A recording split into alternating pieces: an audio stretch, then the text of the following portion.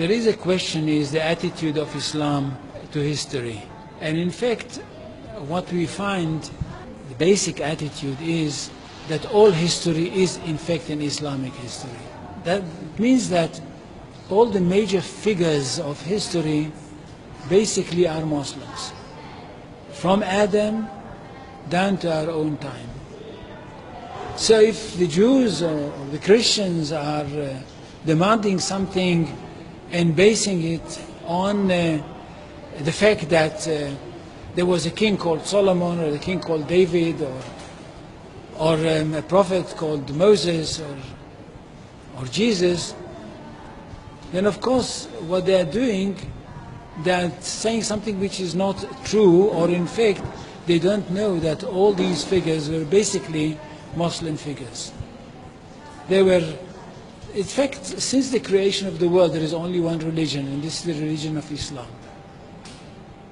So if anybody says, look, there is a place which is connected with Solomon, and that's the place where the Temple of Solomon stood, a true Muslim would tell you, yes, absolutely right, but don't forget that Solomon was a Muslim, and David was a Muslim, and Abraham was a Muslim, and Isaac was a Muslim, and Jesus was a Muslim.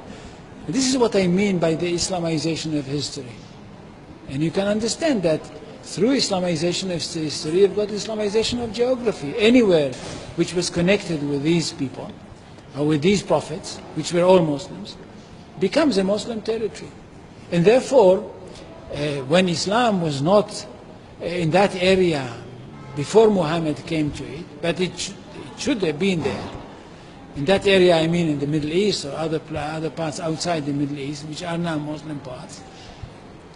Any place like this had to be freed, not to be conquered, had to be liberated. So Islam appeared in history in the time of Muhammad, or reappeared in history from their point of view, reappeared in history as a liberator. And therefore there is no Islamic occupation. If somebody occupied anything, it would be always somebody else, not the Muslims. So there is no Islamic occupation, there is only Islamic liberation.